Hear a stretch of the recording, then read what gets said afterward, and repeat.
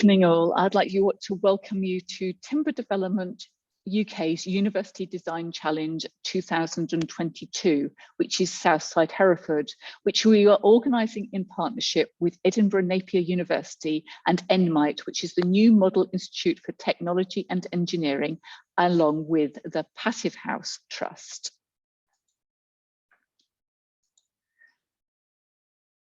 This is an interdisciplinary pan-university challenge where we're asking current built environment students and those who graduated in 2021 to come together to design one single physical building, which they need to engineer, specify and cost.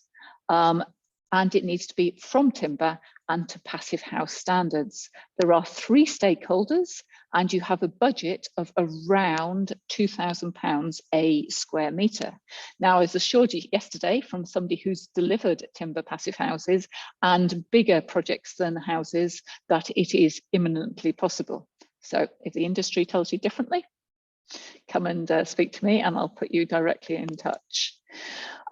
This one physical building, it needs to be on the boundary between 2 fields. So you've got Belmont Wanderers to the north and Growing Local to the south. And this is just an image. It's not what the building's going to look like. This is completely up to you. To get you ready for this this challenge, we understand lots of you will know very little about timber, very little about Passivhaus, and definitely probably not much about homegrown timber, which is why we're here tonight, or about fire, which we're also going to be talking about. So we have recorded a whole lot of webinars from professionals at the forefront of their profession who are coming to share their knowledge freely with you. So we learn how to build better, build wiser, and build from timber. If you miss any of the webinars, then we put them up on our YouTube channel and you book via Eventbrite. There are still some student places left in the teams, so please carry on and register and come and join us. There is so much to learn. I want to just say thank you. Thank you so much for transforming timber, for seeing what we're doing and becoming our major sponsor. Without you, we would not be able to pay the students' prizes and facilitate the webinars and all the fantastic things we're bringing together. So huge thank you to all of you tonight. And so tonight we are going to hear from, and now I can't see it because it's all moved, my screen's moved again. From Sam Hart, we're going to do an introduction of transforming timber, and Sam's based in the Construction Scotland Innovation Centre. We'll then hear from Matt Stevenson from Ecosystem Technologies, who's going to talk about manufacturing the future built environment and our renewable natural capital. And Matt is probably going to test our technology as he takes us on a tour of the factory. Then we're going to have my colleague and collaborator, and who obviously wants me to shut up at times, Professor Robert Hairstans, along with Wojciech Plowas from Edinburgh Napier University. We're going to talk about the homegrown engineered timber products. And then we're going to finish up with built timber and fire. So Professor Luke Bisby from the University of Edinburgh is going to talk all about fire, and I know he's got some fantastic videos to show us. So I'm going to stop sharing screen and hand over to Sam Hart. It's all yours, Sam. Thanks, Tabitha. Let me see if we can get this right.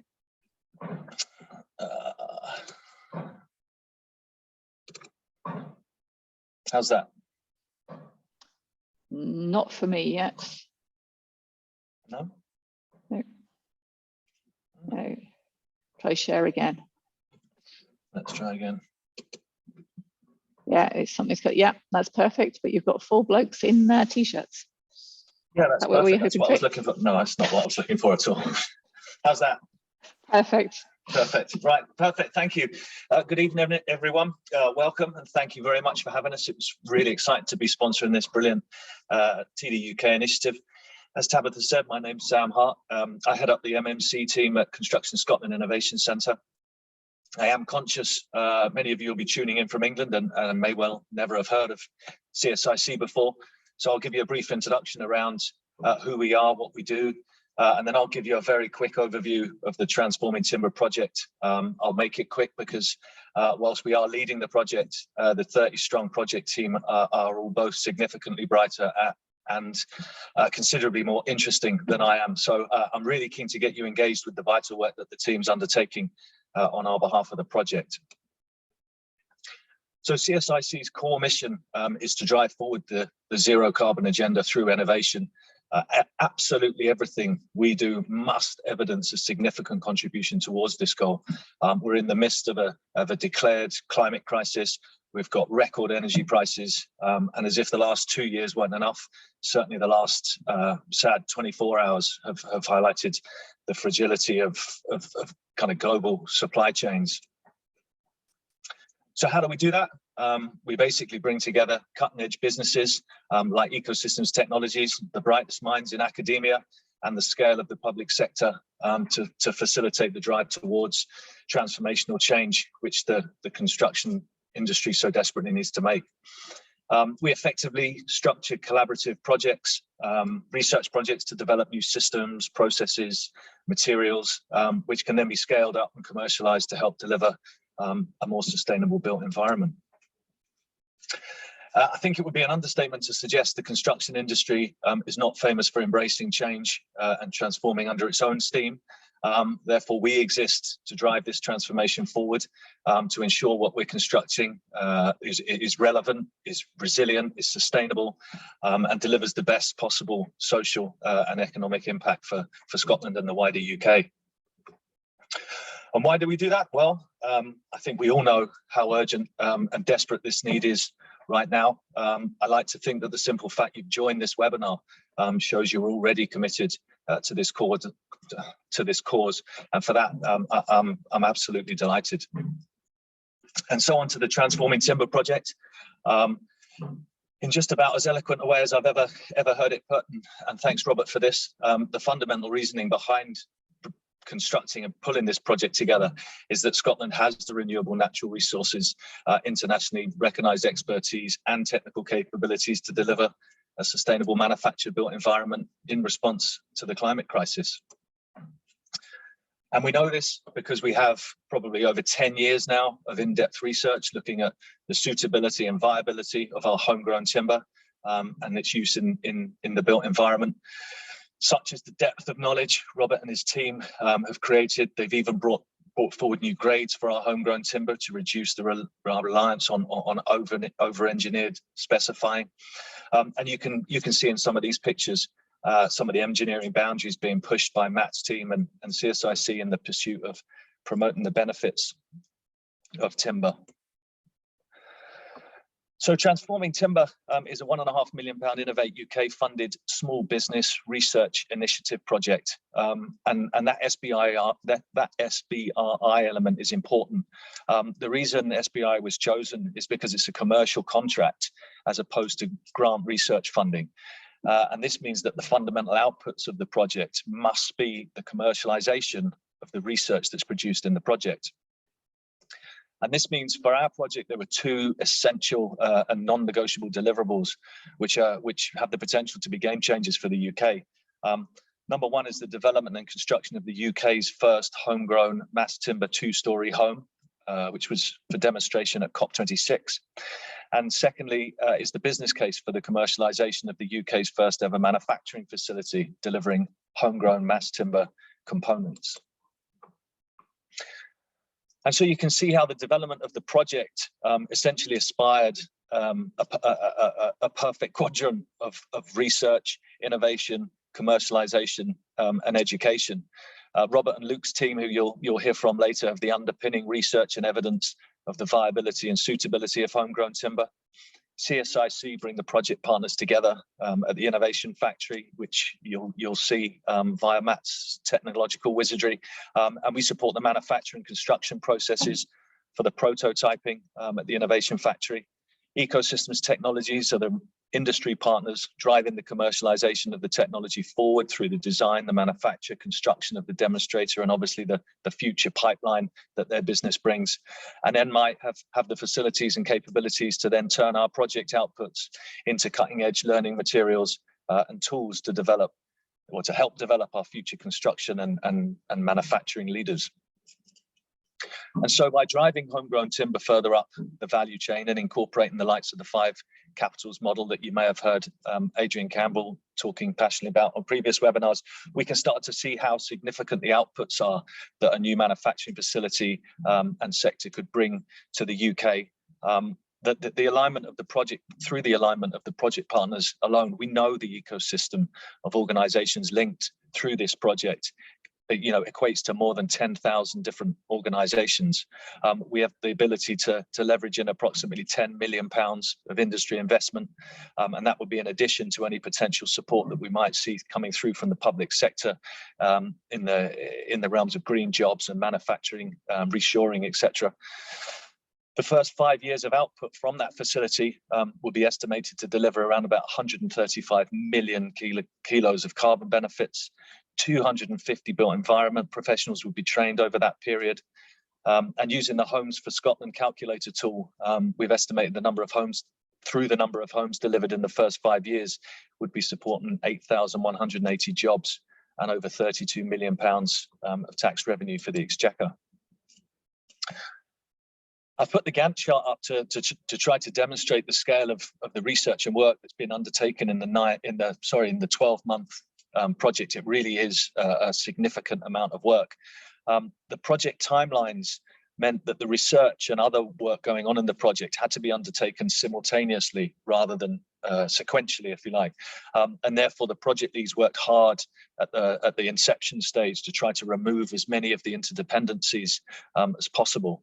This reduced the risk of follow-on work, but obviously increased the amount of work that needs to be managed at any one time. So that might be something that you want to bear in mind when you're thinking about the programming of work for the Southside. And similarly, you'll notice there was an initial delay of 2 months at the start of the project, and that was due to the contractual issues between the funding partner and the 6 or 7 different project partners. And again, I know that there's there either has been or was or is a webinar with an organisation looking at a different type of contractual construction. So it's definitely something that I would urge you to think about when you're looking at your own programs.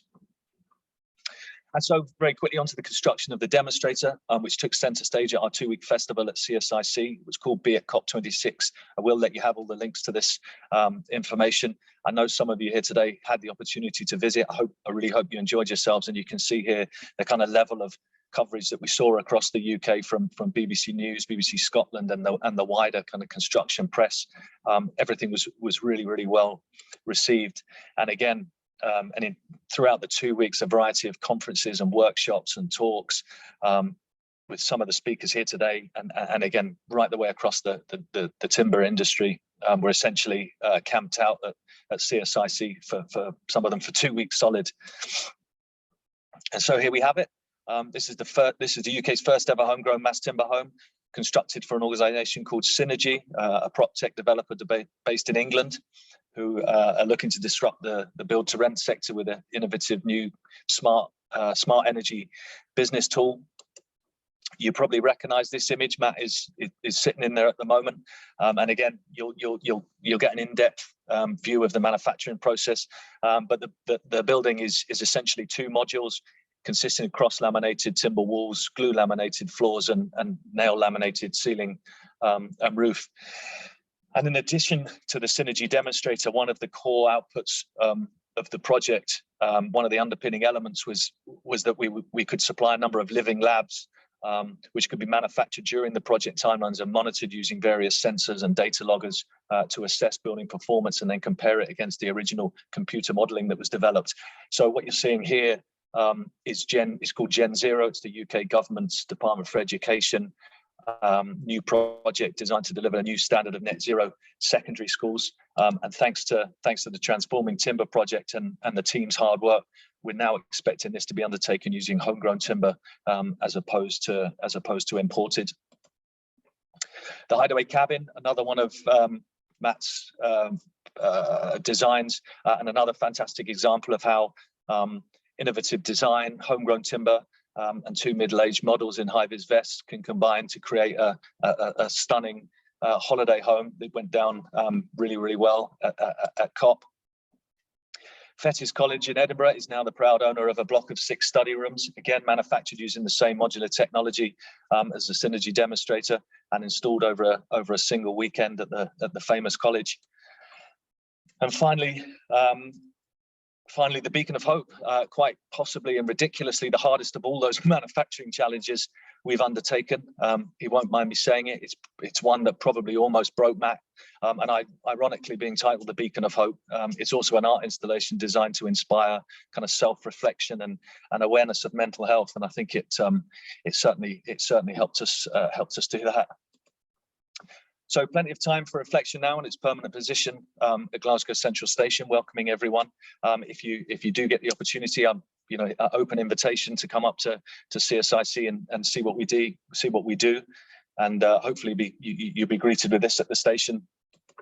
So Sabah, hopefully that's me not too far over time. I'll hand over, stop sharing and hand over back to you.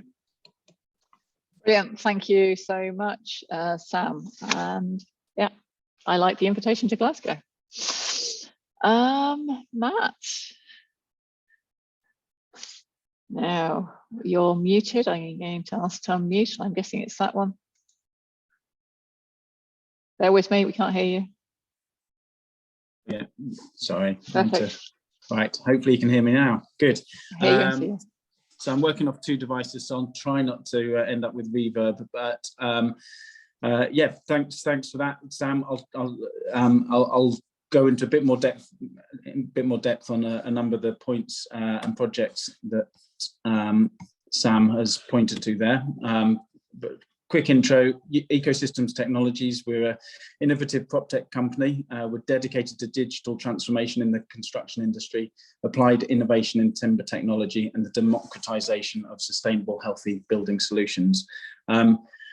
And crucially, in this project, we see ourselves as the commercial accelerator. So, how do we deliver applied innovation? How do we get some of this great research, great innovation, and everything else actually, on the shop floor, out onto site, and really into use? And how, through doing that, how do we get that engagement in the wider industry and wider adoption?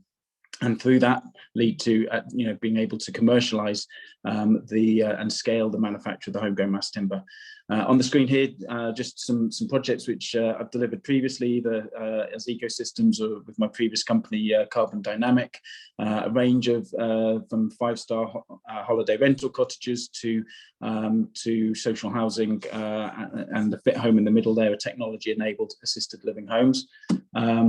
This screen, we have the Dyson project, which Sam showed earlier, some really technologically challenging cantilevering pods. Bottom left and middle is Mary Arnold Foster's design, which was on Grand Design's Home of the Year and REBA award-winning project. And bottom right, recording studio for Edwin Collins up in Helmsdale. And all those existing projects gave us a great platform of delivering, and also back story and catalogue of delivering with imported mass timber products. So exciting to be able to take those and take that capability and transform it to the use of homegrown material.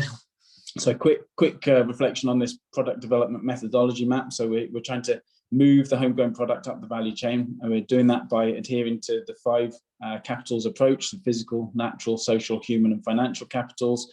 We're looking at it through the lens of the drivers which we should, but not for the most part, are addressing as an industry of sustainability, culture, productivity, regulation, digitization, and skills. And what we can do through doing that, you can see the process here from forestry to the sawmill to the drying kilns to the grading process to the resulting lamella through into the manufacturing process here at the Innovation Factory at Construction Scotland Innovation Centre, where those products are converted variously into CLT, glue lam, nail lam, and new products which are evolving. And through that we can, and through this sort of constantly evolving circular approach, which is constant positive feedback. We can create a range of products, whether it's subcomponents, sub-assemblies, full volumetric. The whole mix of products is what we should be doing. Each project requires and benefits from a different approach. So the initial project has allowed us first to manufacture the shell of the building that we're in, and then fit it out and complete it. So that really exciting in and of itself. But we're impatient and ambitious. So we've got this series of living lab projects which we're collectively delivering, and that delivers across retrofit, domestic, commercial, and public projects, and in scale from small off-grid cabin type units to full school build systems, from home extensions to new build, just everything and everything in between. A bit more detail on the process, so you can see here, a bit clearer the CLT panels. These were the first panels that came off the press, and what was fantastic was that the immediate success. We were able to get fantastic yield of the homegrown product, and we were able to get visual grade panels. The very first panels that we produced are the ones in these walls. So it's we hit the ground running, and we've not slowed since. The nail laminated timber panel, which you can see on the screen there or above my head, is a fantastic resulting product, and the glue laminated timber panel as well. And then we've evolved this glue laminated timber portal as a hybrid solution, and I'll tell you a little bit more about that later on. Sam mentioned the Fetters project. There you can see it there. I can play a quick video that shows that project going through the factory.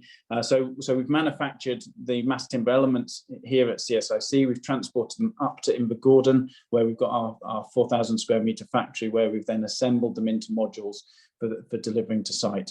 So you can see there the fully complete module loaded to transport down to Edinburgh.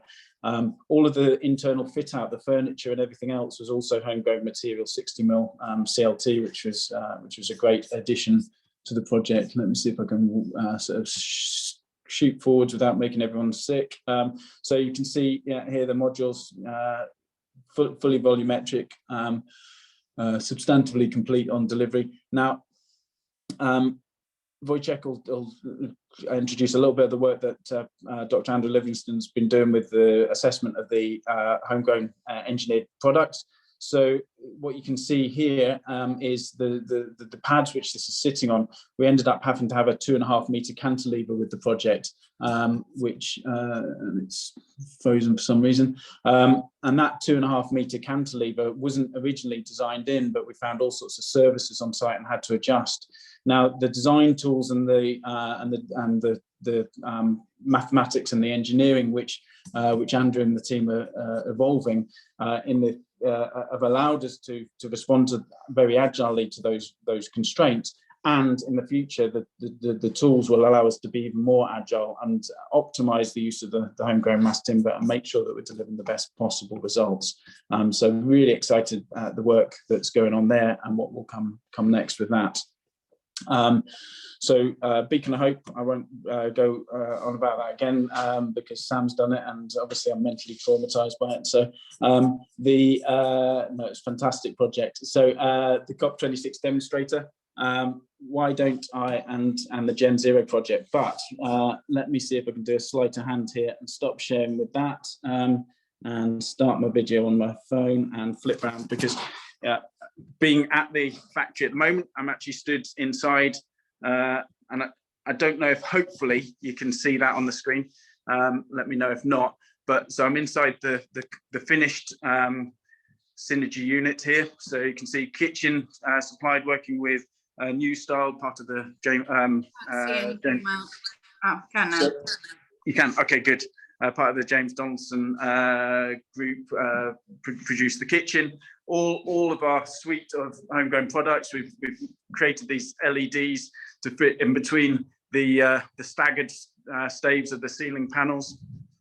And then if I come out of the building, I can give you a bit of a sense of where the products are manufactured. There's a truck there ready to pick up the Gen 0 unit in the morning. If I come out here, what we have is all of the molding machine and the machine that cuts the timber, ready to then go into the vacuum press, which is over here, where the gluing bridge comes up and down, lays the glue, and we lay layers up, layer after layer, and then drape this rubber material across the top of the press, apply a vacuum, and that gets us up to something like 7 tons of pressure per, or 9 tons of pressure per square meter, which is pretty phenomenal. And that once the panel's cured, that's it, ready to go. We cut it to size, sand it and do any of the follow-on work on it. What you can see here, Luke will be particularly interested, I'm sure. These are going to be the 3, I'm sure Luke will talk about this later, the 3 full volumetric scale burn test units. So each one will have an exposed CLT wall, and then variously, this one has the CLT ceiling. Another one will have a glue laminated panel, which is sitting in the press here. You can see the lamellas all running in the same direction, as opposed to the cross-laminated product, which has the lamella going in opposite directions, as you can see there. So that'll go on top, and then the final third one will have a nail laminated timber panel on it, and that should give us some fantastic data. But I'll leave that for Luke to discuss. So Gen 0, here's the enhanced components. So as opposed to the Synergy unit, which we've manufactured as 2 modules, one sitting on top of the other, fully volumetric, fully complete as pods. Gen 0 was manufactured as enhanced panels. So you can see here, we've essentially loaded this up for transport as one big stillage. So we've got the front elevation here, the corridor wall to the other side, and then some of the roof panels in between, and some of the other componentry in between, and that will lift in one piece, and the lorry will reverse in, and that will go up to our factory in Invergordon, where we're going to do some further enhancements ahead of that, going down to the Manufacturing Technology Centre in Coventry for exhibition and demonstration. Now we're excited the future for that project, not just the potential to transform the future school builds into a biogenic based solution, but to do that with homegrown mass timber. We're looking forward to keeping the momentum with that project, and we've hopefully got some follow-on demonstration units to do. If you get a chance, come and see the innovation factory here. There's robots there. There's Passivhaus training rigs over there. At the far end of the factory, there's a installation production line, which will give us scope again to increase the use of homegrown biogenic materials. The successful manufacture of cross-laminated timber was a great step, but we want that to be a beachhead product, which allows us to carry on and produce add more value to more of the homegrown material. I would share my screen again. I've got absolutely no idea whether I'm running wildly over time or if I've got some time left to speak. Let me know how I am faring. I can't hear you though, Tab. Sorry. To myself, yeah, your screen's up and sharing, Matt. Great. Okay, perfect. And how much long am I permitted to talk? I haven't. It's your colleagues. You'll nick their time. I have no idea. Well, look, I'll just give you a quick sense of this project, which we also showcased at COP26, which is the Near Home project, funding provided by Scottish Government via Transport Scotland to Construction Scotland Innovation Centre, who assembled a team to deliver the project. We were the lead designer. it gave us an opportunity to bring forward the glue laminated timber portal solution that we'd evolved with Dr. Andrew Livingston from Napier, and we took that glue laminated timber portal and we split it so that we would end up with this knuckle post and beam approach, which allows us to take all of the different componentry into an existing retrofit space. We've then, let me have a look. We've then created, since then, we've created a design toolkit, which I'll accelerate through again, which allows us to import from a 3D model. So pull that into our online configurator app. We then click a button and it auto-generates a grid, which we can adjust, but it essentially populates with all of the different componentry to fit out that space with a new build solution. We can then adjust and optimize the arrangement to suit us.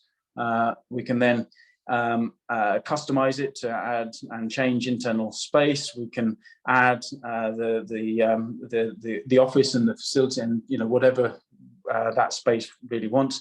And then there's massive opportunity for customization. So everything's pre-designed. You're not designing anything from scratch, but rather going in and choosing from the componentry. And on the right hand side of the screen, what you'll see in a minute, everything, as we do those adaptations, it should be doing real-time updating of cost, of carbon. We'll get a full sort of bill of materials coming from that. Essentially, there's no in-between process from that to actually the shop drawings hitting the shop floor. And then we can drop the resulting IFC file back into the 3D model. So excited where that can go next when combined with the work that Andrew and Bartosz are doing to develop that structural toolkit. Though that becomes the front end with all of that computative mathematics that's sitting behind it and all that fantastic structural capability. One of the other Living Lab projects, client was a bit of a nightmare, a chap called Professor Robert Hairstans, but other than that, it was a good project to deliver. An extension in Edinburgh for Robert's house. Great that the first extension, if you like, non-new build project was delivered for Robert, given the extensive work they'd done to enable that to be a reality.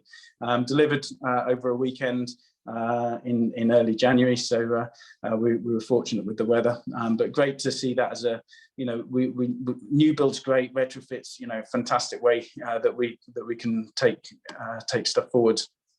And so just maybe a note on what the rollout of an evolution of these build systems would be. So we've got the near home system that can do for small scale retrofit, but we can dial that up. So we've just moved factory up in Invergordon, and within the new space we want to do a near home on steroids, where it's industrial scale, box within a box kind of retrofit, all biogenic based, of course, and that will help us upgrade that facility and be a template for others to be able to do the same. We want to commercialize that. We're doing the Gen zero carbon new school build solution, but we're also now working with Hampshire County Council to look at their Schola schools, 1960s system builds school. Really, really exciting to see what we knew back then.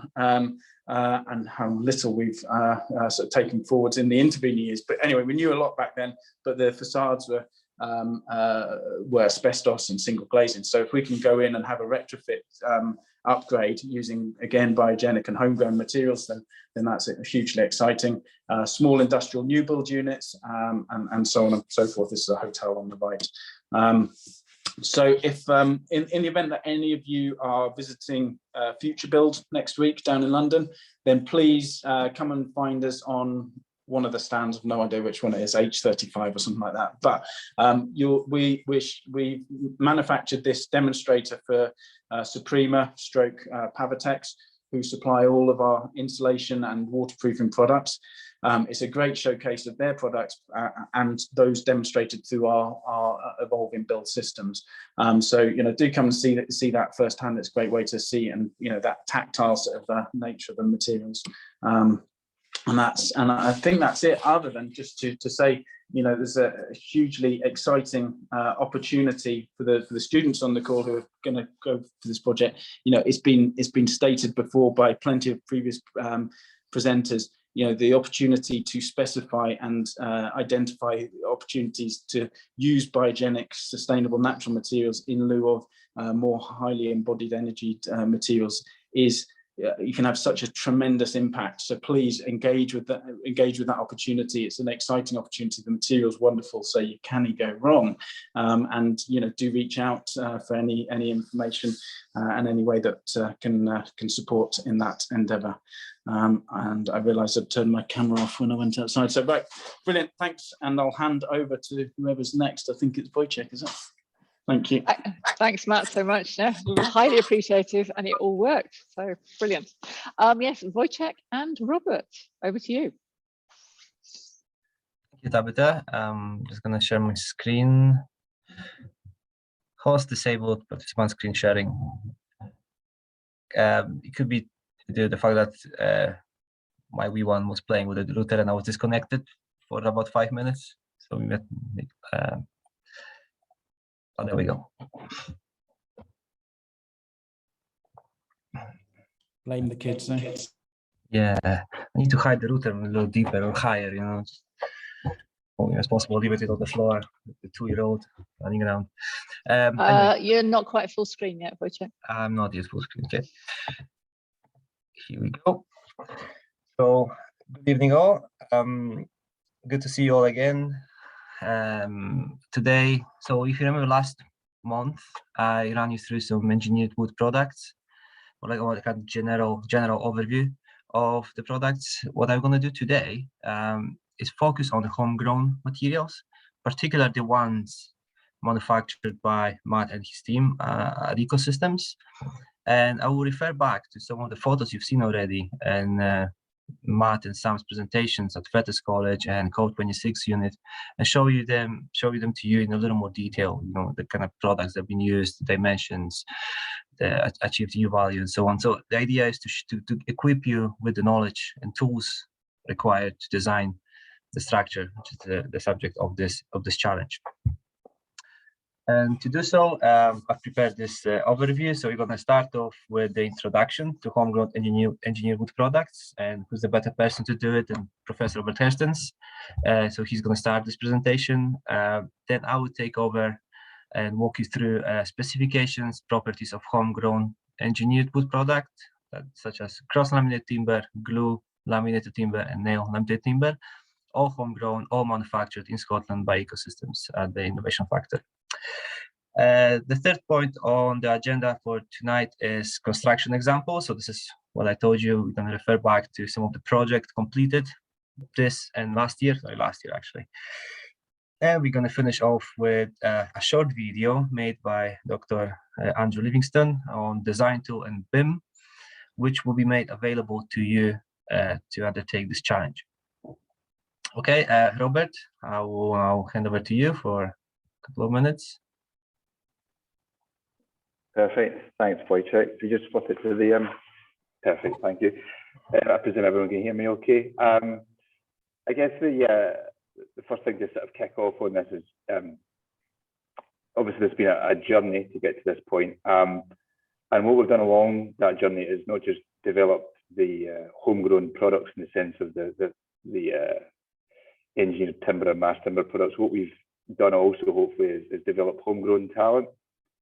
And how that homegrown talent, and we class you as one of those, Wojciech, I think you've been in Scotland long enough, yeah, for sure, is we have consistently mapped our students and learners onto the projects that we've worked with and our collaborators for the purposes of value exchange. So working with the Construction Scotland Innovation Centre, working with the likes of Matt Stevenson at Ecosystems, as well as numerous others, and providing the opportunity for these talented individuals to get involved with these projects and accelerate that change.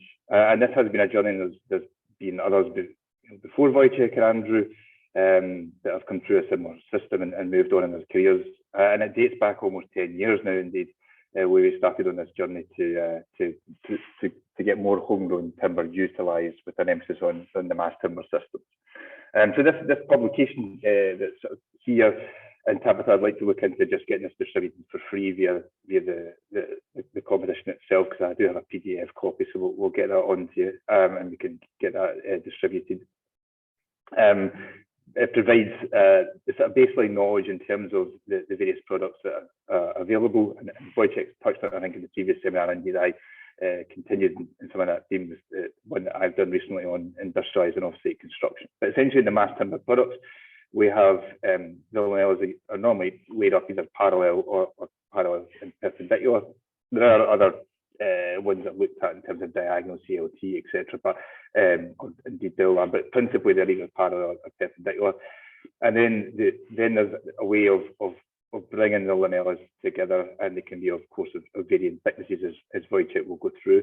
And these can be bonded solutions. It can be mechanically fixed using nails, in the case of nail lamp. And that can be used as steel nails, but then you can't CNC machine it. So most often it's aluminium nails that are used, which allows the CNC machine to go through that and cut the holes. Or indeed, most recently in the innovations that indeed Matt has been piloting, is to use timber nails, which is almost a form of dowel laminated timber. And then you have Brettstrapo in itself, which uses the moisture content of timber, or how it behaves with regards to moisture, to lock the system together. So often it's hardwood dowels that are dried down to 6 or 8%, and then you have the softwood lamellas that are 12% plus, and that tends to dry down the hardwood dowels, swell, and it locks the system together. So you have various forms of doing that, and all that performs differently as well, because obviously a fully bonded connection in terms of adhesive is very much more stiff than a mechanical fixing. So they have different behaviours. But ultimately, we've investigated all of these with the emphasis of utilising UK resource, with a focus in on the softwood species, primarily Sitka, because that's the most commercially available. But we've also done work with regards to Scots pine, larch, and also some hardwood species, and we've also looked at beech CLT. All but most of this content, or some of this content rather, is captured within that publication. And indeed, some of the very early pilot projects that we integrated into in terms of dowel lamb, nail lamb, and CLT, but nowhere near the scale that we're getting to now, working with ecosystems, as Matt has demonstrated. So really, that's all I wanted to cover, and then leave it to Wojciech to give you, if you'll pardon the pun, some more information that's hot off the press from what we've been doing, and give you the lowdown in terms of the structural or performance-related information, such that you can hopefully use that within your design scenarios, and indeed via the demonstration of the digital tools that we're embedding this in. And as Matt says, what we're very much trying to do is democratise this information and content, such that it can be put in the hands of you as the learners, or indeed the professionals, such that these products can get used and specified. So with that, Wojciech, I'll hand back over to yourself to run through the remainder of the presentation. Thanks so much. Thank you, Robert. Great introduction. So, yeah, specification and properties of homegrown engineered wood products. As I said, on today's presentation, I'll focus purely on homegrown mass timber systems manufactured at CSIC by Ecosystems. I'd like to start with cross-laminated timber. So properties, dimensions, this is what you should probably stick to when designing your structure as part of this design challenge. So you see here's a picture of a 3-ply CLT made. This case that was wall made for a COP26 unit. In terms of the properties, so what is available, how far, how long, how wide can you go when it comes to CLT? I outlined this for you here. So until now, we focusing on doing only 3 and 5 ply, which suffice 99% of the projects. 3 or 5 ply CLT.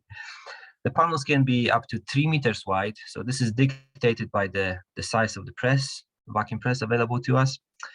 In terms of the length, the panel can go out to up to 13 meters. However, on this note, I'd like to add that although it's possible, those panels, the boards within this panel is not finger jointed, or mostly they aren't. So for this, it's okay to use it for the wall, but those walls need to be fully supported. If they're not fully supported, then the panel is restricted to 4.7 meters. If you want to use it as a slab, for example. In terms of the panel depth, we can go to up to 200 millimeter deep. Again, COT made from homegrown materials, primarily used for walls, in some occasion also floors. However, we did find that using a glue laminated timber for floor, a flipped orientation, a flatwise orientation, gives much better structural performance. This is not to say that COT could also be used.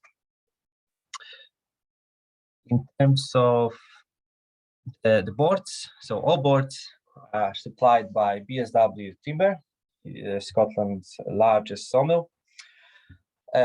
All this timber is UK Sitka spruce. Every single board that arrives to the factory has been strength graded to C16. If you want to improve your design slightly, if there's a higher yield needed, you might want to consider using C16, as all UK Sitka spruce could also be graded to C16+.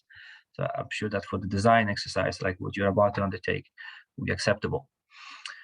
In terms of the board width, so there are 2 widths available for ecosystems to manufacture the panels. It's more narrow, so 95 millimeter up to 145 millimeter boards. In terms of the length, three available lengths: 2.4, 3.6, and 4.8 meters. In terms of the thicknesses, again, this is the plain thickness. This is the thickness of the board that goes into the panel. So it could be 20 mil, 33, and 42 millimeters.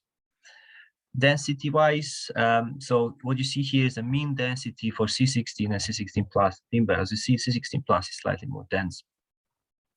So this is not the characteristic density. This is the mean density, the density you will use for estimating the load of the structure, the load of the element, and for transportation purposes, for example. In terms of the moisture content, it's 12% plus minus 3%.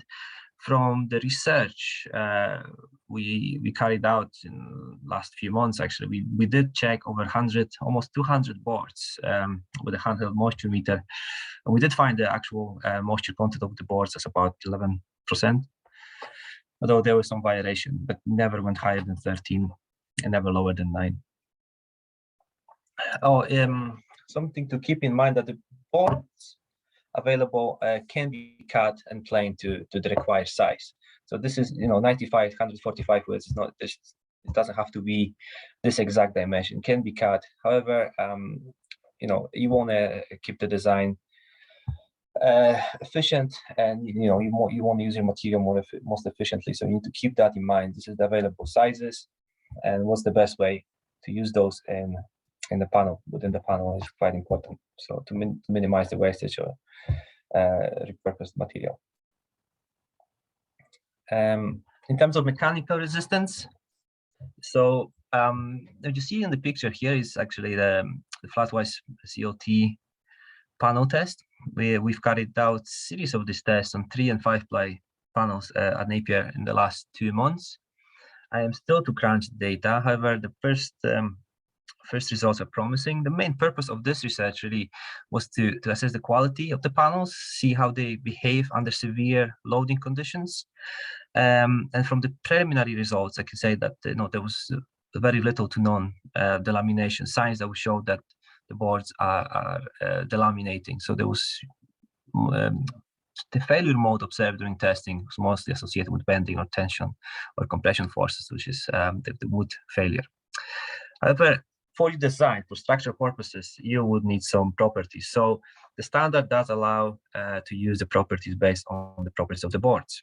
And this is what I outlined here. So we assume, or we know, don't assume, we know all boards are graded to C16 And this is the properties of C16 timber for stiffness, bending, tension, compression strength, as well as bond integrity.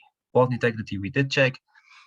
In all cases, we tested the glue line shear. It's all passed the minimum requirements contained in BS 16351. So I prepared this summarized information for you. So if you are to specify CLT for walls or floors or roof, this is your basic information. Is what you want to use for your designs. So I just wanted to point out that, yeah, because in the table I only included one drawing 3-ply CLT. Please remember that 5-ply are also available. Okay, glue laminated timber. So there's some pictures of glue laminated timber beams made on vacuum press. Again, in terms of the basic properties and dimensions, the panel width, so the width of the beam or slab could be 145 millimeters. This is dictated by the boards that are available for the manufacturer. In terms of the length, the beams or slabs can go up to 4.8 meters and be up to 3 meters wide. This is for use for a slab. We use the same type of adhesive used for CLT, which is Pure Bond HBS 709. And in terms of the glue laminated timber, ecosystems using it for walls, floors, and beams. Boards, don't think I have to go through this again. I just want to include this just to make sure that you all know those are the same type boards. So the material available for mass timber manufacture, whether it's CLT, glue laminated timber, or nail laminated timber, it's always the same. So it's UK source, UK Sitka spruce, all graded to C16 with this properties as you can see on the screen right now. We also carried out structural test work on the glue lam, and as with the CLT, we did not observe any failures associated with the lamination, which indicates that the quality of the panel is more than just satisfactory. I didn't crunch the data just yet, so I referred back to standard and the declared properties of the boards that the panel consists of, and using this with the regulations, with the sections in glue laminated timber standard, I was able to present you with properties of this glue laminated timber, which is shown here. So as I said, the modulus of elasticity, this is the stiffness of the panel, which is very often the most critical property that has to meet the minimum requirements for the design. As you can see, it's slightly higher than if you would use CLT, which gives us this advantage and possibility of reaching longer clear spans. As previously also prepared you the table with summarized properties that you can refer to when you are designing the glue lam. One thing to remember also, it doesnn't happen often, but before ecosystems, I haven't seen it actually, glue laminated timber to be used on slab. It does the job just great. I mean, you can reach quite long spans, so that's great. And obviously, we can use glue lam for load-bearing situations when you need the beams. And the last mass timber that I would like to talk to you about today is nail laminated timber. So here's a picture of nail laminated timber. So with all projects, actually, that's quite interesting. We use this alternating widths of the boards, creating this kind of corrugated surface, which is quite nice when installed, and I think it also gives some good acoustic benefits to it. In terms of the dimensions available, panel width, so the depth of the panel on the right, it could be 145. But as I said, most often is kind of corrugated, so wider board, narrower board joined together next to each other. In terms of the length, up to 4.8 meters, and depth up to 3 meters. This product is mostly used for ceilings. However, it could also be to a certain level used for load-bearing situations. Boards, as in case of glue-laminated timber and cross-laminated timber, as UK Sitka spruce, rated to C16. So I don't think I have to go through this again. As always, please keep in mind that we want to use this material most efficiently. So it could be cut to any required size and thickness and width. Also, we did carry out the structural testing on nail laminated timber. The results are missing. The strength and stiffness of this test we've carried out is still to be determined. However, what we can do is use the declared properties of the board. So we know every single board that consists of that is used for nail laminated timber was graded as a C16 timber, and this is the properties, structural properties that be used for the structural design purposes. But don't worry, you will most likely don't have to carry out the structural calcs, as this is covered by the BIM design tool that I will show you towards the end of this presentation. This is just for your own information. And summary of the information. Oh, what I forgot to mention, actually, the type of nails. Robert mentioned this. So at Ecosystems, they use 2 types of nails. One is the steel nail or the densified pitch nail. Both are fired up with the automatic gun. Based on the test, we've checked different nailing patterns and different nails, and we did not notice significant differences from structure point of view. Whether it's steel or wooden nails, they behave very, very similarly. But here are some end and edge distances as required in EC5 standard. Okay, so now I would like to show you some construction examples of homegrown engineered wood products. I prepared 2 examples. First one is the study booths at Fettes College. I think, yeah, Sam and Matt presented it in their presentation. So I'd just like to show you a little more details on how they actually been constructed, what they consist of. So in terms of the walls, they were made with, if I go from outside, so that was timber cladding, 400mm battens and counter battens. Then there was a membrane, the bleeder membrane used from the outside to take a secondary protective mechanism from protect the structure from moisture ingress. In this case, there was a 120mm thick of wood fiber insulation.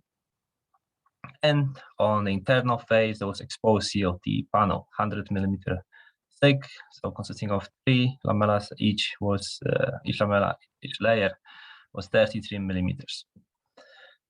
Based on the builder's Q of analysis, we achieved the U value of 0.16, which satisfies UK building regs. In terms of the floor for this particular structure, so we have a marmoleum finish, self-leveling latex screed. In this case, we used, Bartos and Andrew specify 140mm cross-laminated timber that was 5 high thick. And again, insulation was a wood fiber, 200mm thick insulation. The U value achieved for the floor was 0.15. And finally, the roof. In this case, we have going from the inside nail laminated timber with this alternating widths of the boards. And again, this membrane and wood fiber insulation and membrane at the very top. Achieved U value is 0.15. So hopefully this will give you an idea of the, how can you specify your cross section of the walls, floors, and roofs to meet the building regs. There are some other examples I shown in my previous presentation. You can refer to those too.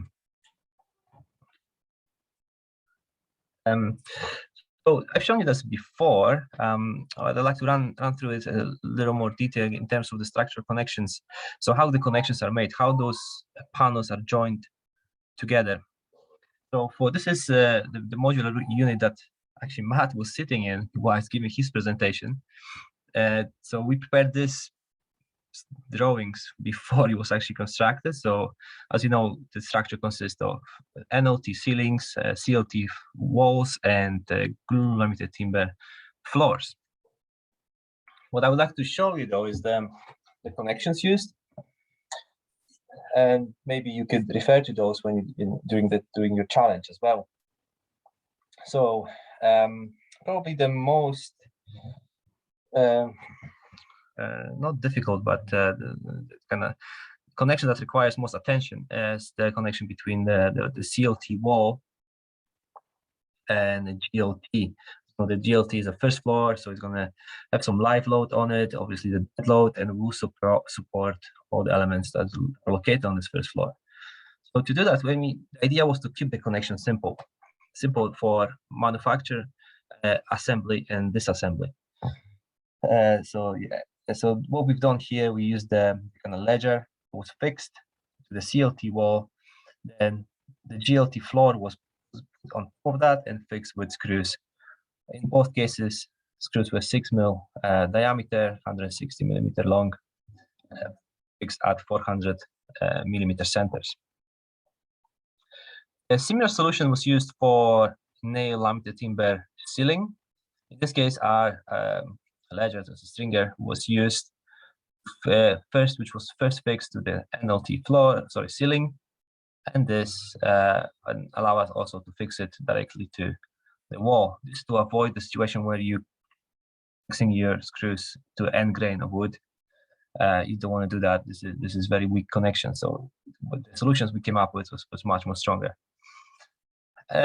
Wall-to-wall connection for the CLT, very simple. 200 mm, 240 mm screws, 6 mm diameter, fixed at 45 degrees at 940 mm centers.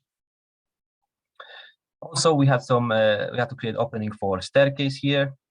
So for this, we used the reinforcement in terms of the glue laminated timber beam to beam, and those were connected with a special bracket used for glue, particularly construction. So you can refer to this spec. So the bracket was 25 mm wide, 100 mm tall, and 12 mm thick. Okay, hopefully that gives you a little more idea how this building holds together. And finally, I will stop talking right now. I will hand it over, I will play a video for you on exactly how we move from, the raw, the basic, the specs of the panels that are available to us into and converting them into a structure like this one, like the COP26 unit.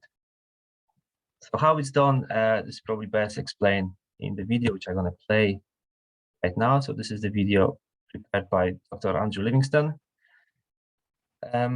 Hopefully you can all see it and hear it. Okay.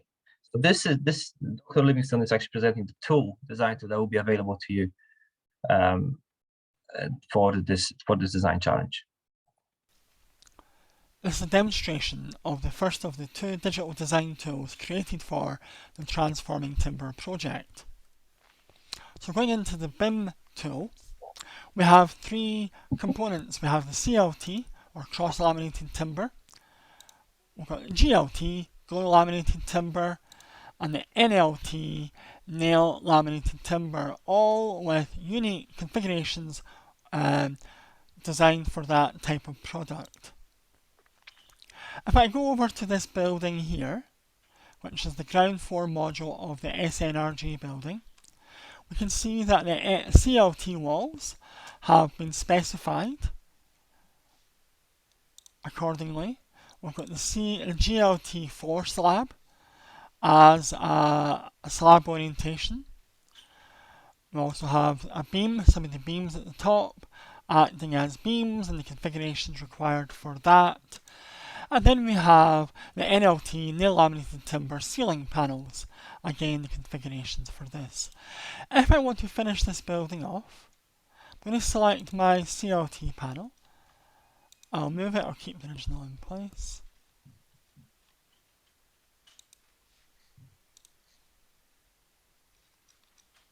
I'll make it unique. And then I'll just fix my geometry first of all, and I'll also cut a window in this elevation.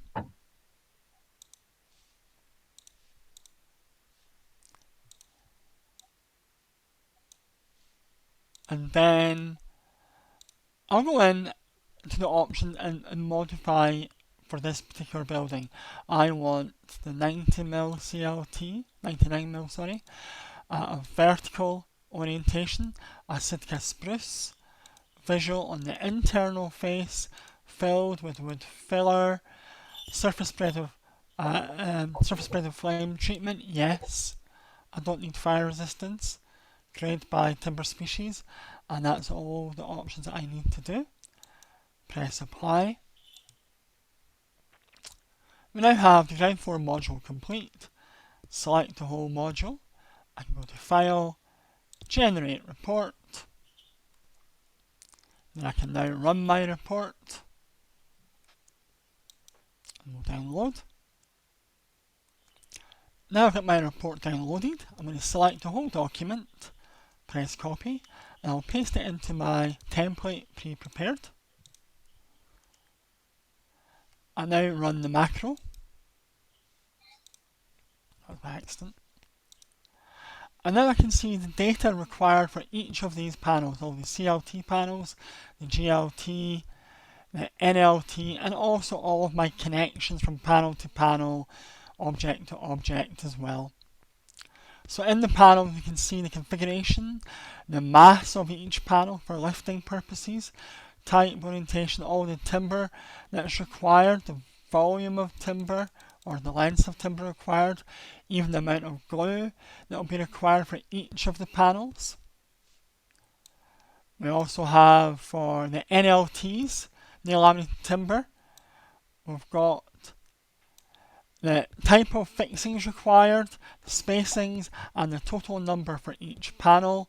Then we also have for the connections from object to object or panel to panel, all the fixings required. That's a Eurotech screw, 6mm by 180 and a 6mm by 240, the spacings of each of the connections, and the total number required for each of those connections. So this is all the data that you need for manufacturing, along with obviously the manufacturer drawings that you've seen in the report.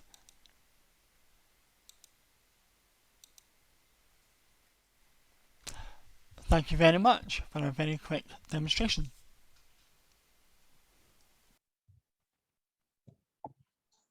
So that was Dr. Andrew Livingston with some very interesting video of the BIM tool and the software you can use for the design of your mass timber structure. Okay, that's all from me. But I can now hand over to Luke if you want. Thank you, Wojciech, Robert and Andrew, and I think you're all here in the audience, so yes, any questions please pop them in the chat and we will get to ask them afterwards or answer them in the chat as well. And Luke, the floor's yours. Okay, thanks very much. Let's see if this is going to work. Perfect. Fantastic. Okay, evening, all faceless online people. Good evening. Thanks for joining us. I really dislike online presentations because I really like to see the audience. Matt, it looks like Matt's moved to either a closet or a dark vehicle. I can see there in the bottom corner. Dark vehicle.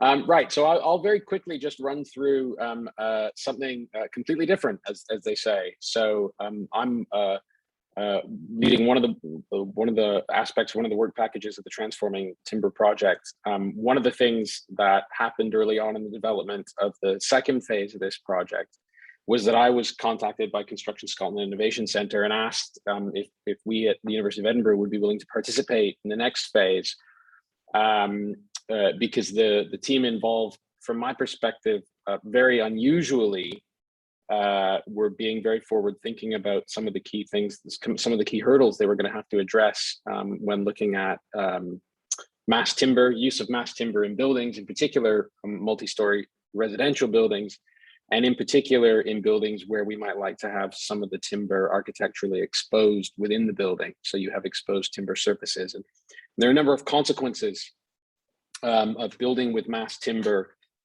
particularly in residential or sleeping risk occupancies, as we call them, particularly when you're building at height, and particularly when you're building with exposed combustible materials like timber. So we're very happy to be involved, and we've got a bit of work in the project that involves essentially fire test, trying to develop an understanding of the fire safety of the mass timber products that are being used in this project, and hopefully to be in a position to start giving advice to designers on some of the considerations they need to think about when they're using these products in an architecturally expressed way, and in particular when we're talking about multi-story buildings. So I'll just walk you through some of this now. I'm a professor of fire safety engineering at the University of Edinburgh. We have a large fire safety engineering research center here, and we've been working on the fire safety of mass timber structures and structural elements for about a decade now. And super interesting work. Previous speakers have gone through this in some detail, so I don't need to labor the point. We primarily got interested in this area because of cross-laminated timber, and cross-laminated timber, obviously you take boards of wood and you bond them adhesively in various layers in cross orientation or various orientations. The Transforming Timber project, as has already been mentioned, is also looking at a glue laminated solution where you have the boards vertically oriented, kind of stacked sideways and bonded to each other, as well as a nail laminated. I think someone called it a corrugated configuration. I like to call it a corduroy configuration, which I agree is an absolutely beautiful looking product. The aesthetics is fantastic, and people really seem to have an affinity for that product. Because of the aesthetics of it. The nail laminated nature of it is also interesting because it means that the product doesn't have any adhesive in it, and these adhesives are polymers. So both from a sustainability perspective and from a fire safety perspective, it's always nice to avoid polymer adhesives if we can do. So I was very interested in the different orientations of timber that are being used, the different adhesive configurations, and the different consequent spanning directions and structural properties of the different products, I think is really interesting. So I don't need to labor this point. We're just one aspect of this project. So we were looking and thinking about cross-laminated, glue-laminated, and nail-laminated combined fabricated modules like the SNRG module, like the one that's shown here. And in trying to think about some of the fire safety issues that would be associated with the use of these products in these situations.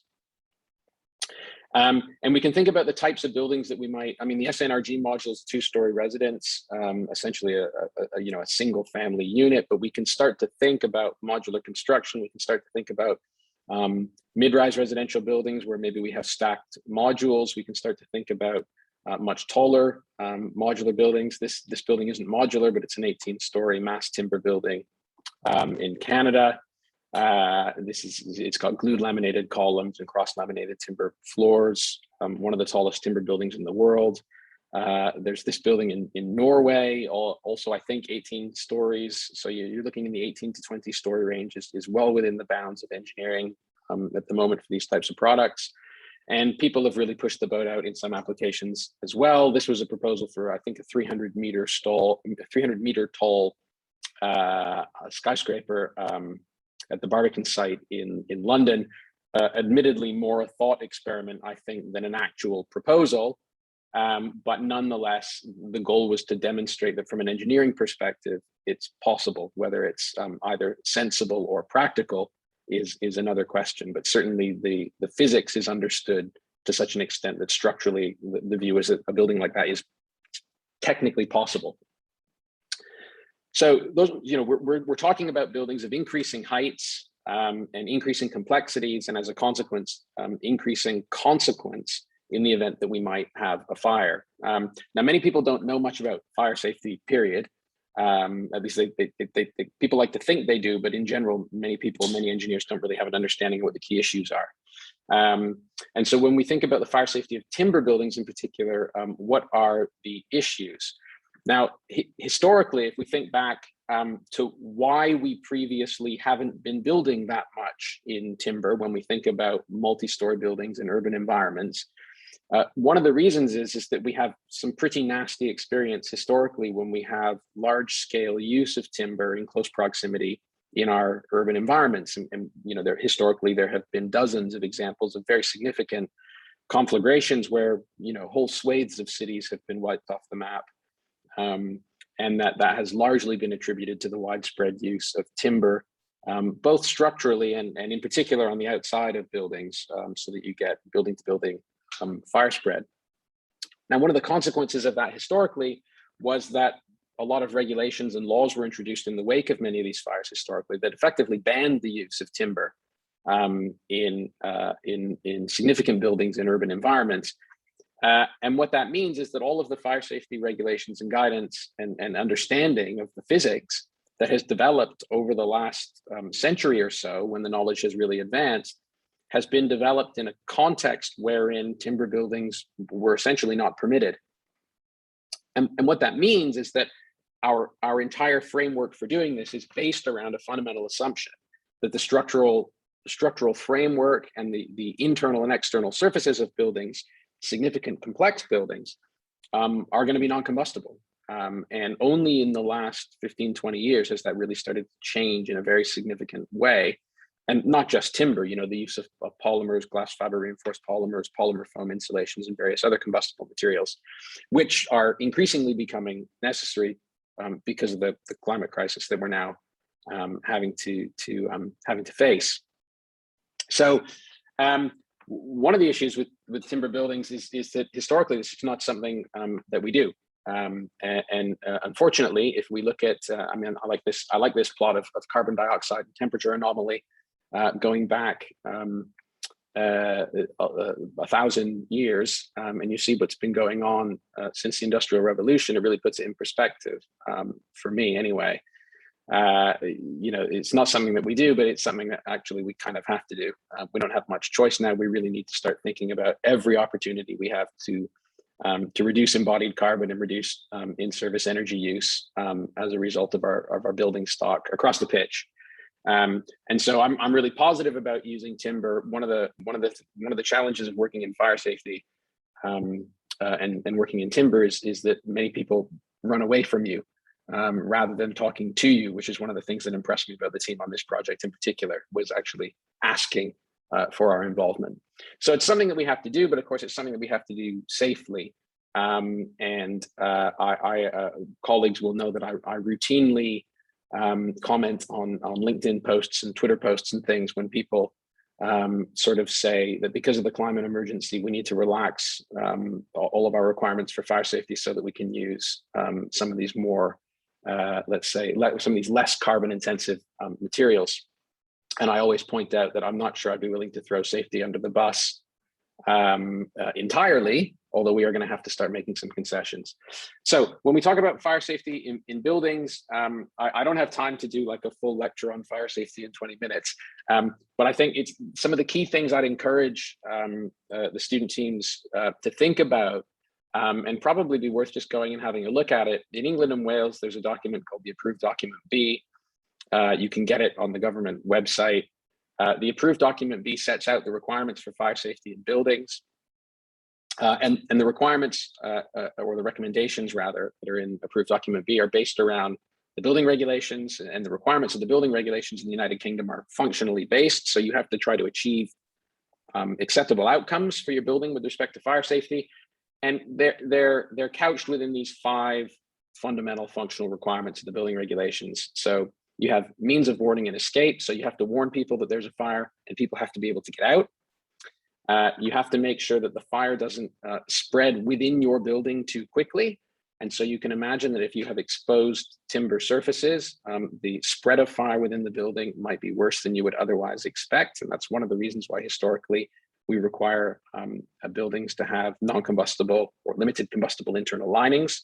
So there are some challenges there for timber buildings that we need to address. We also, requirement B3 is called internal fire spread structure. Basically, what that means, it's not very well articulated, but it means that walls and floors can't collapse so that the fire spreads both within your building into your neighbor's building. And there are some challenges for timber there as well, because historically the structural frame of a building could not burn and therefore would be there once all the fuel was gone. If you designed your building right, in a mass timber building, your building is fuel. And so you have to think about that when you're designing your building. Now, none of these problems are insurmountable, but they're problems you have to think about.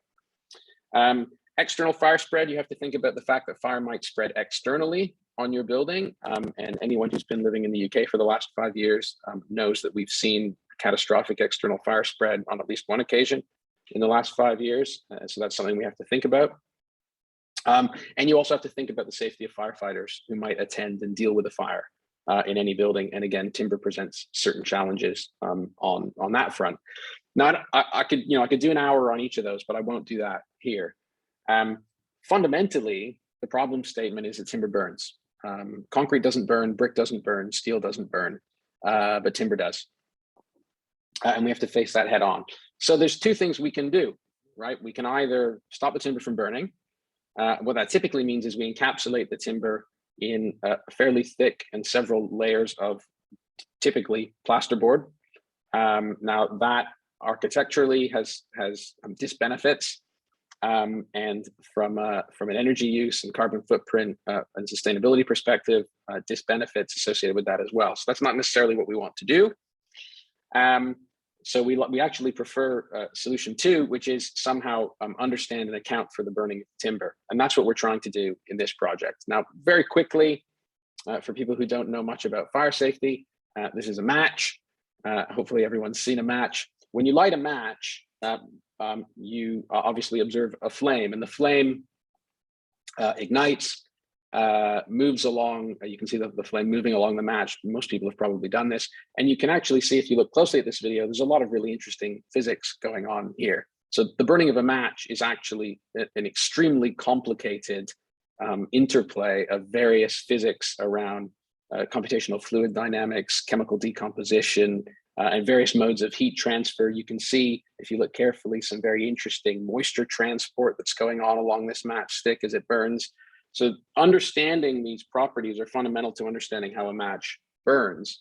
And it's extremely complicated even to understand that. So when you try to scale that up and think about a building that's made out of timber, you can start to get your head around, if it's basically impossible for me to model what's just been observed in a match, how am I going to deal with a building? And just to give you a sense of a more realistic piece of wood, this is a block of solid wood, and what I'm doing in this video is exposing it to reasonably severe heating from the right-hand side of the screen.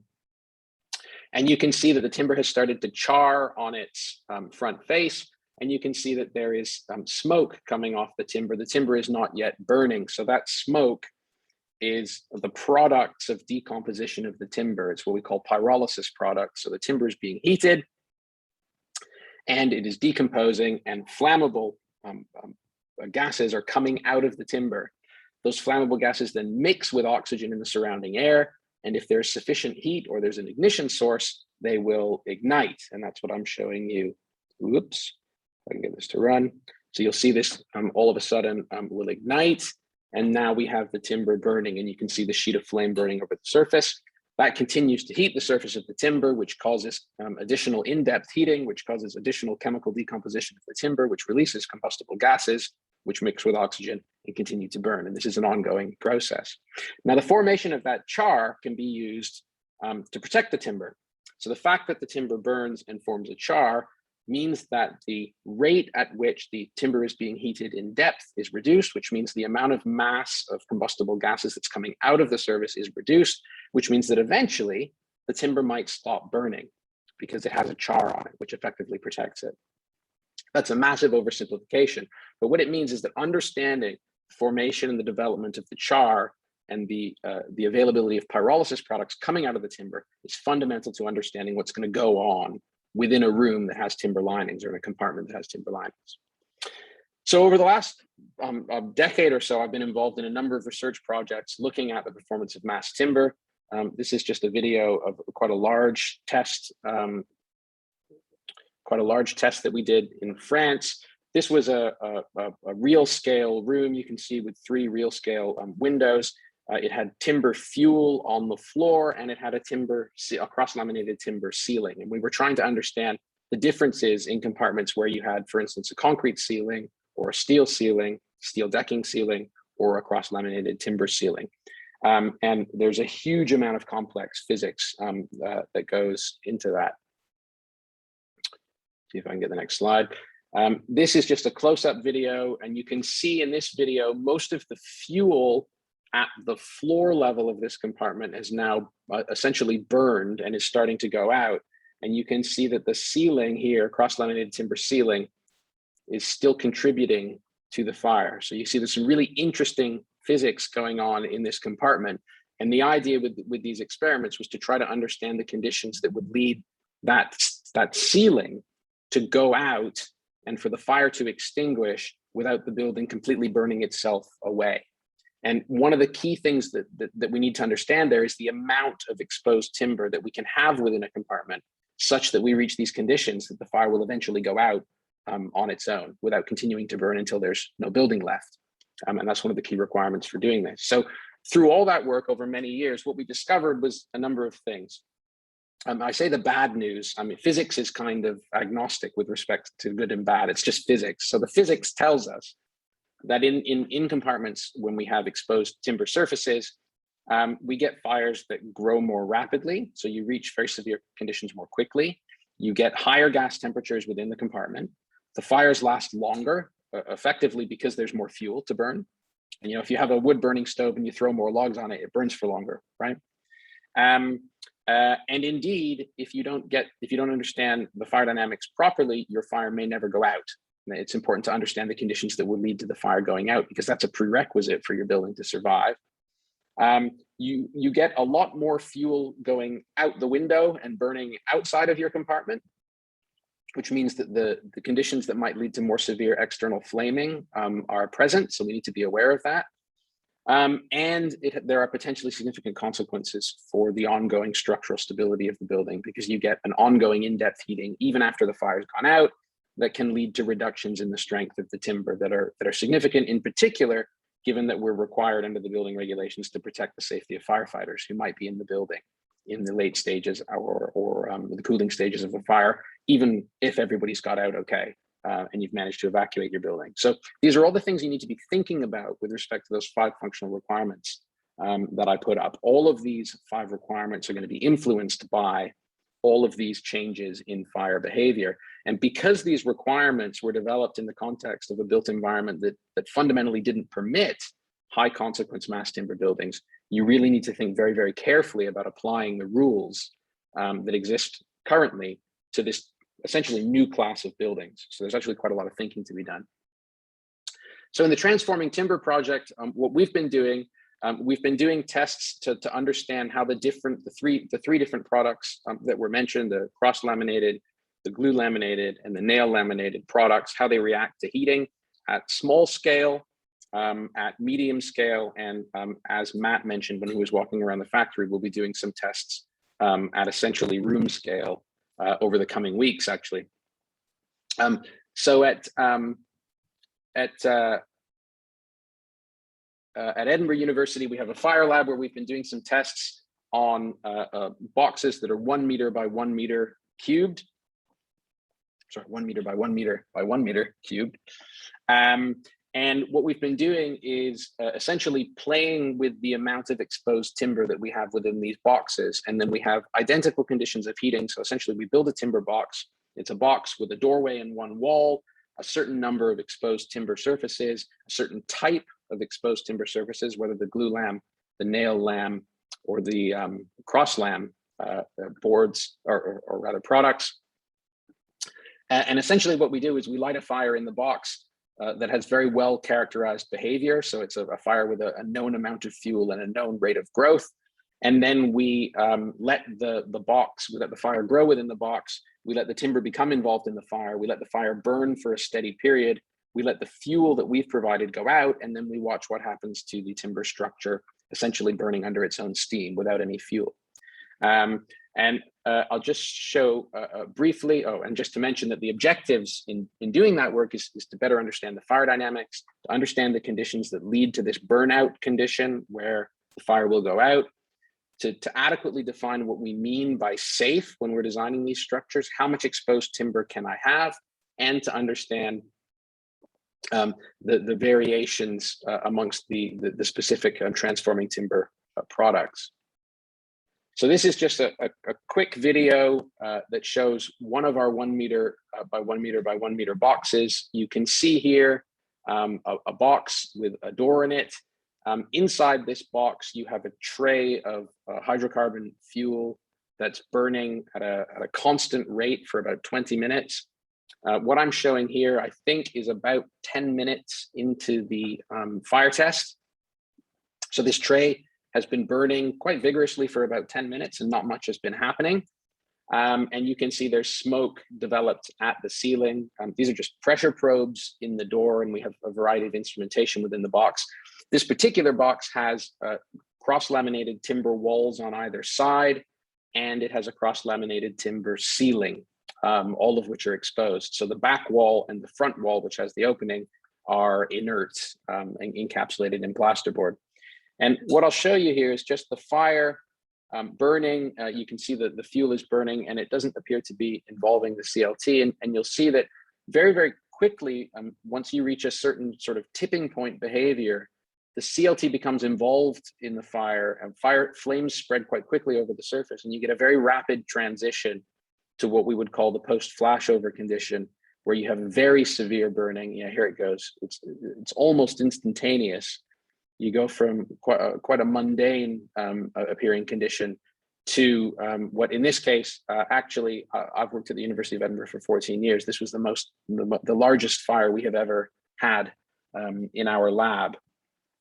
So it transitioned to a very severe fire with full involvement of the timber walls. Interestingly, once all the fuel in the pan down here had gone out, this compartment did actually self-extinguish. So the walls were still there; they didn't char through.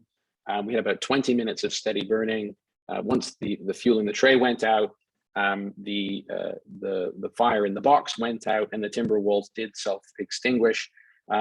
Then you have to have conversations about potential for ongoing smoldering and various other issues that are kind of more details, and there is more work to be done there. But I just wanted to, I think that's the last slide of substantive material in the talk, but that's just to give you a sense of the kinds of considerations that we need to think about. In addition to that, we're doing a bunch of work sort of affiliated with the Transforming Timber project, but not specifically funded by it, looking at the performance of encapsulation systems to make sure that we understand how encapsulation systems are going to perform when we need to use them over some of the surfaces in a timber building. As well as looking at the performance of fire protection coatings, like intumescent varnishes and various other types of fire protection coatings that can reduce the propensity for flame to spread over exposed timber surfaces, which obviously is important as well. So that's just a flavor of the kinds of considerations that you need to be thinking about and the kinds of work that we're doing. As I say, whenever I talk about these issues, people seem to think it's a bit of a downer because I'm identifying a lot of potential problems. I don't believe that any of these problems are insurmountable. And fundamentally, I think it's great that this particular team seems intent on understanding before doing and getting it right, so we don't cause any problems down the road. So I'm pretty optimistic, actually. Thank you. Thank you, Luke. Really pleased that you're addressing fire, because yeah, as you said, we really need to understand it. And I'm going to take a few questions, and we have one straight away from Wojciech. So thank you for an absolutely fascinating presentation. So this is for you, Luke, what is better from a whole life carbon point of view? encapsulation of the structural timber with plasterboard, intumescent coatings, sacrificial char layer, or potentially a sprinkler system? I mean, I'm an engineer and I'm an academic, so my answer to a question like that is always going to be it depends. I mean, I wouldn't want to comment on the whole life carbon question because I'm not a carbon arithmetic person. It's not what I do, so I don't know. I can only spout what I've been told. Obviously, there are going to be implications of any material choice with respect to carbon. So if you're adding in a bunch of plasterboard, you have to consider that. And to be honest, it's bound up with all sorts of very challenging questions about tolerability of outcomes, about insurance issues. You know, to what extent is property protection one of your considerations? Because the building regulations focus quite heavily on life safety and prevention of death and injury. Insurers might take a very different view about that. You know, an institutional owner of building stock might take a very different view than someone else. So that, I mean, that question is almost impossible to answer. Encapsulation works. You do need to understand your encapsulation, specifically on CLT. So you can't just necessarily take an encapsulation system that you know works in timber frame and expect it to work with CLT or with any other mass timber product. Intumescent coatings, I can tell you from some recent work, certain intumescent coatings work brilliantly in the early stages of a fire to reduce charring rates, for instance. Certain intumescent coatings that are on the market do absolutely nothing at all. So I would encourage people to be quite careful in purchasing products that have a demonstrated record of performance. The sacrificial char layer can be used in some circumstances, but of course, if you're generating char, you are by definition releasing pyrolysis products. And so if you haven't thought about the additional fuel that you're introducing into the system, then you're not doing your job properly. And many structural engineers will happily rely on charring rates without considering the consequences on fire dynamics. And that's a serious problem in my view. Because structural engineers, I can tell you because I am one, know nothing about this, or very little about this by and large.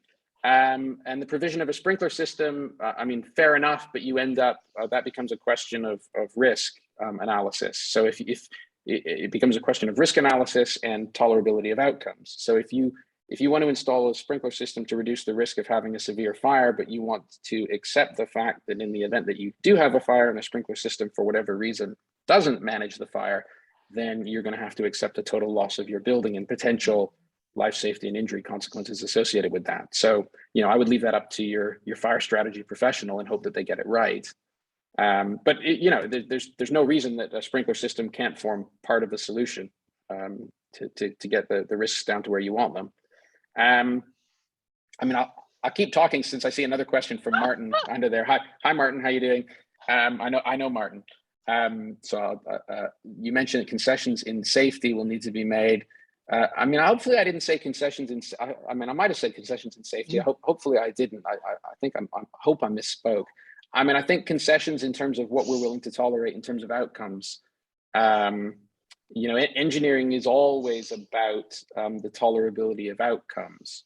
And you might have to make some concessions with respect to property protection or property damage or reusability after a fire, or insurers might be asked to make some concessions. So I don't think there's any easy answers to that question. I mean, and what I mean by that is that the climate emergency is requiring us to think in new and different ways about the way that we put buildings together. And I think it would be naive to assume that we can do that without making any concessions somehow, somewhere.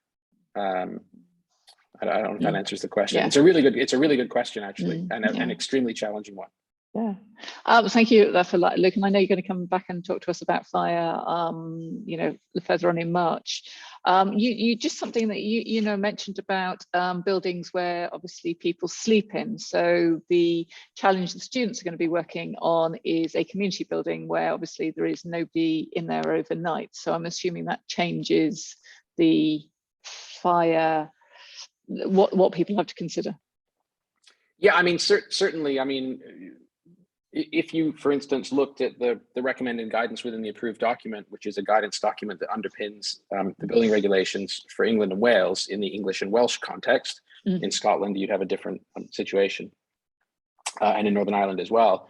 The requirements for instance, surface spread of flame properties of products, or structural capacity or retention of structural capacity depend on the characteristics and the use of a building. So if your building is residential versus commercial versus some kind of community functionality, if it's a single-story building or a multi-story building, depends on the height, the volume, that will change the requirements, both in a prescriptive sense in terms of the statutory guidance in approved document B, and if you were going to do something more clever and take a fully performance-based approach, you would have to consider those characteristics of the building for sure. But it's, I mean, to make a sweeping generalization is basically impossible. So find a good fire engineer and work with them and follow all the guidance. Yeah, I mean, it all comes down to the fire strategy, the full suite of provisions within a building and how they work together to give you the outcomes that you're after. Yeah. Yeah, and I'm so hoping we're going to get some of your students come and partake in the challenge, because then we will have fire experts on each team.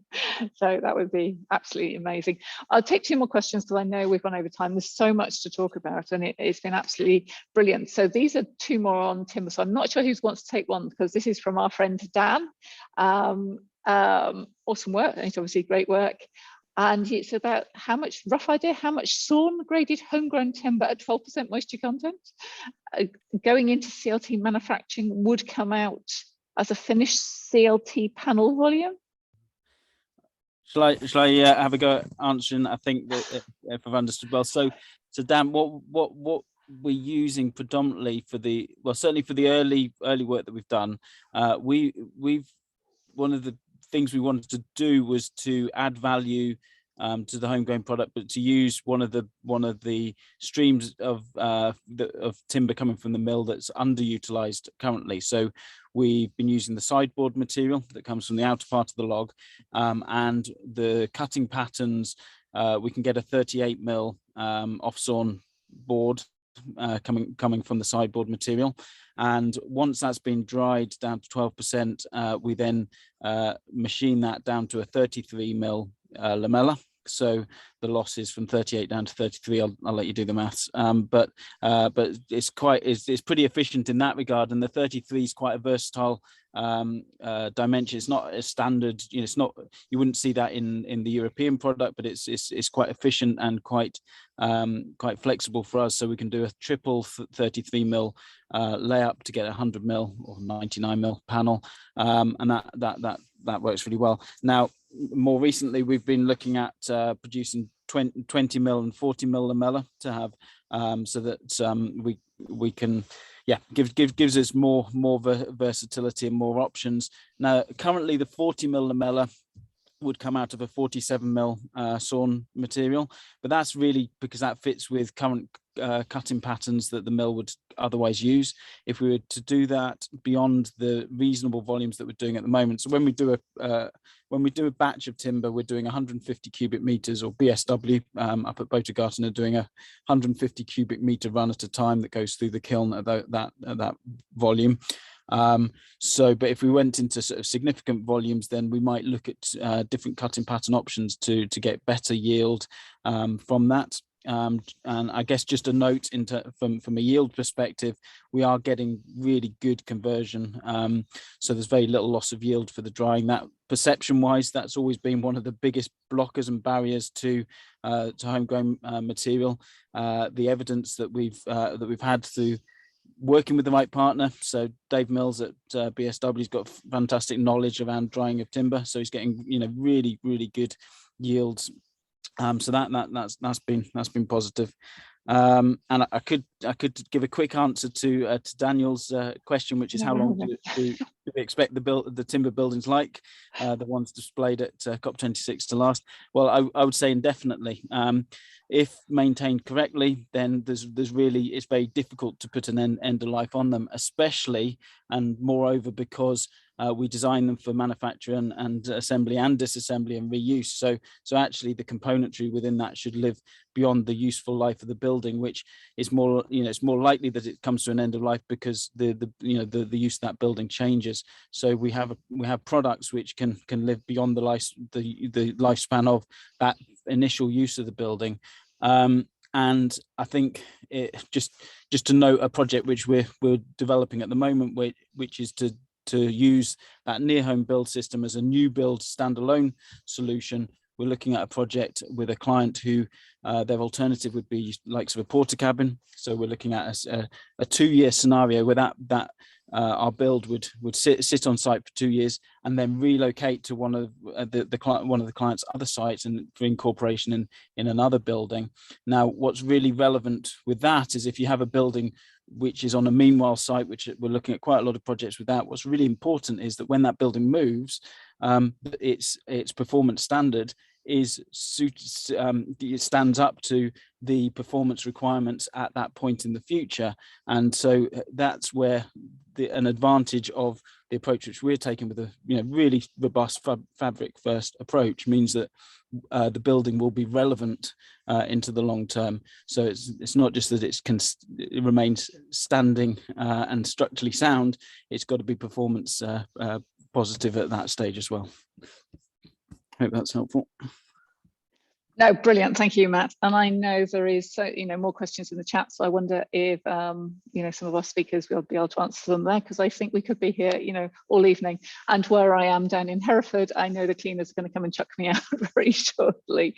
So we've had to ask them for a dispensation to educate you all across the country. So I know we've got people in Scotland, I know we've got people down in Canterbury, we've got people in Cornwall, and I know that you said, yeah, you hate speaking to people on the screen, but where else could we do this if we weren't actually coming online and doing it and spreading the word about timber? I just want to say, gentlemen, a huge thank you. And I'm sure you have women all in all the organisations in all the engineering fields. So although it is literally a male panel of speakers, I know there are ladies out there who are also doing it. So just a huge thank you to Sam, to Matt, to Robert, Wojciech, Andrew, I know he's in the audience as well, and Luke. I need to move my screens on and it's misbehaving me because I've got them on top of each other. And a huge thank you to Transforming Timber for being our major sponsor. We want to ask you to come and join us on Tuesday, the 1st of March, where our speakers will come from some of our other sponsors. So we will have Alan from PEFC UK, Sarah from Wood for Good, Janet from Timber Decking and Cladding Association, Mike from Akoya, and Mila from Stora Enso. And I know we had Jay from Passivhaus Homes speak earlier in the series. And as I said, thank you all, because we could not put this on without our sponsors. You enable us to make this happen. As I said before, we do have still a few spaces to fill within the team. So we're going to, a call out for anybody who wants to still come and join us. There's room for architects and architectural technologists, engineers, definitely fire engineers, mechanical engineers, QSs, so any project managers or even any engineer or architect who wants to have a go at costings. So I think that's the question for all you, Sam and Matt and the whole team. How much is the CLT going to be if they decide to specify homegrown CLT or glulam? And landscape architects as well is who we're also looking for. So go and find us online on the TRADA website and come and join in. I mean, it's I would say I think it's a fantastic opportunity, but no, please come and join us. And I'd just like to say once again, thank you all for joining us tonight and giving your time to educate not only our future professionals, but our current professionals too. Thank you.